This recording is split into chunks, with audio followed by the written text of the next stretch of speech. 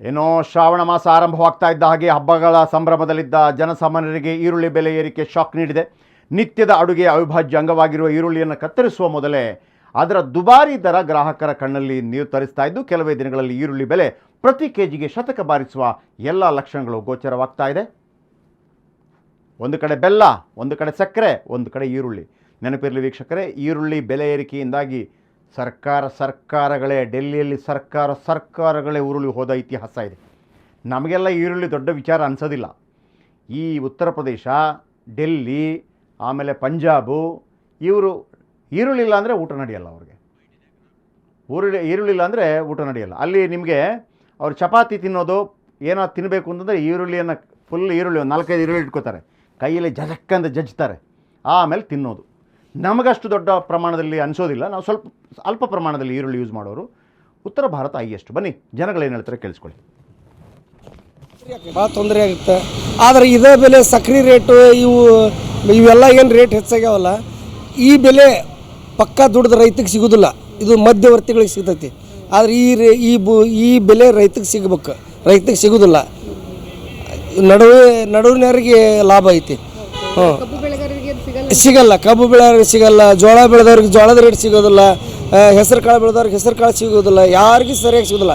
ಈ ಮಳೆ ಬೆಳೆ ಏನಿಲ್ಲ, ಆದರೆ ರೈತರು ಬೆಳೆದಂಥ ಬೆಳೆಗಳಿಗೆ ಬೆಲೆನೇ ಇಲ್ಲ. ಆದರೆ ಇದು ರೇಟ್ ಏರೈತಿ, ಯಾರಿಗೆ ಎಲ್ಲಿ ಯಾರಿಗೆ ಹೋಗ್ತೈತೆ ಅನ್ನೋದು ಗೊತ್ತಾಗೋದಿಲ್ಲ. ಸಾಮಾನ್ಯ ವರ್ಗದವ್ರಿಗೆ ತೊಂದರೆ ಆಕೈತಿ. ಸಕ್ಕರೆ ರೇಟ್ 30-35 ರೂಪಾಯಿ ಇರೋದು ಏಕ್ದಮ್ 70 ರೂಪೀಸ್ ಆಗೈತೆ, ಒಂದಕ್ಕೆ ಡಬಲ್ ಆಗೈತೆ. ಇವಾಗ ನಮ್ಮಂಥ ಸೀನಿಯರ್ ಸಿಟಿಸನ್ಗೆ ನಮ್ಗೆ ಇನ್ಕಮ್ ಏನು ಸೋರ್ಸಸ್ ಇರೋಕ್ಕಿಲ್ಲ. ಏನೋ ಸ್ವಲ್ಪ ಅಷ್ಟು ರಿಟೈರ್ಡ್ ಆಗೋವಾಗ ಸ್ವಲ್ಪ ಅಮೌಂಟು ಎತ್ತಿ ಬ್ಯಾಂಕ್ನಲ್ಲಿ ಹಾಕಿದ್ದೀರಿ. ಆ ಬ್ಯಾಂಕ್ನಲ್ಲಿ ನೋಡಿದ್ರೆ ಕಮ್ಮಿ ಇಂಟ್ರೆಸ್ಟ್ ಕೊಡ್ತಾ ಇದ್ದಾರೆ. ಹಿಂಗೆ ಈ ರೇಟ್ ಮಾಡಿದ್ರೆ ಅಲ್ಲಿ ಬರೋ ದುಡ್ಡು ನಾವು ಜೀವನ ಮಾಡೋದೇ ಕಷ್ಟ ಆಗ್ಬಿಟ್ಟಿದೆ. ಏನು ಮಿಡ್ಲ್ ಕ್ಲಾಸ್ ಅಂತ ಇದೆ, ಮಧ್ಯಮ ವರ್ಗದ ಜನ, ಅದನ್ನು ಸರ್ಕಾರದವರು ಯಾವ ಥರ ತುಳಿತಾರೆ ಅಂದರೆ ಅವ್ರ ಮೇಲೆ ಹತ್ತಕ್ಕೂ ಹೋಗಂಗಿಲ್ಲ, ಕೆಳಗಡೆ ಇಳಿಯೋಕ್ಕೂ ಹೋಗಂಗಿಲ್ಲ. ಹೊಡ್ತಾ ಬೀಳೋದೇ ಮಧ್ಯಮ ವರ್ಗದವ್ರಿಗೆ ಖಂಡಿತ ಹೊರೆ.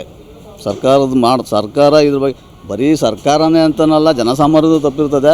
ಅಂದರೆ ಈ ದರೋಡೆ ಅನ್ನೋದನ್ನು ದೊಡ್ಡ ಸರ್ಕಾರದ ಮಟ್ಟದಲ್ಲಿ ಒಂದು ಮೊದಲು ಏನಾಗಬೇಕು, ಈ ರಾಜಕಾರಣಿಗಳು ಸರಿ ಹೋಗಬೇಕು. ಮೊದಲು ಮಂತ್ರಿಗೆ ನಾವು 1 ಲಕ್ಷ, 1 ರೂಪಾಯಿ 10 ರೂಪಾಯಿ ಲಂಚ ತೊಗೊಂಡ್ರೆ ಯಾರು ನನ್ನ ಗಮನಕ್ಕೆ ತಂದು ನಿಂತಾರೆ. 10 ರೂಪಾಯಿ 10 ಕೋಟಿ ಹೊಡೆದ್ರು ಯಾರು, ಈ ಉದಾಹರಣೆಗೆ ಈಗ ನಡೀತಾ ಇದೆ, ಕೋಟಿ ಹೊಡೆದ್ರೆ ತಿರ್ಗಾ ಎಲ್ಲ ಮಂತ್ರಿಮಂಡಲ ತೊಗೊಂಡು ಎಲ್ಲ ದರೋಡೆ ಮಾಡ್ತಾ ಇರೋದೆಲ್ಲ ನಡೀತಾ ಇದೆ. ಜನಸಾಮಾನ್ಯರಿಗೆ ಖಂಡಿತ ಹೊಡ್ತಾನೆ ಅದು.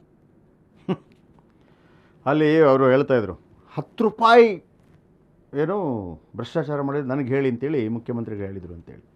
ಅದನ್ನು ಪಾಪ ಹೆಂಗೆ ಅರ್ಥ ಮಾಡ್ಕೊಂಡಿದ್ದಾರೆ ಏನೋ. ಅಂದರೆ 10 ರೂಪಾಯಿ ಭ್ರಷ್ಟಾಚಾರ ಮಾಡಿದರೆ ಅಂತ, 11 ರೂಪಾಯಿ ಮಾಡಿದ್ರೆ ಇಲ್ವಾಗಿದ್ರೆ ಅಂತ, ಹಂಗಾಗಿದೆ ಪರಿಸ್ಥಿತಿ. ದರೋಡೆ ಬಿಡ್ರಿ, ಇಲ್ಲೇ ದರೋಡೆಗಳಾಗ್ತಾ ಇದೆಯಲ್ಲ ಎಲ್ಲ ಬೆಲೆ ಏರಿಕೆಯಿಂದಾಗಿ. ಕೇಂದ್ರ ಆಗಲಿ ರಾಜ್ಯ ಆಗಲಿ ಯಾರೇ ಆದ್ರೇನಂತೆ.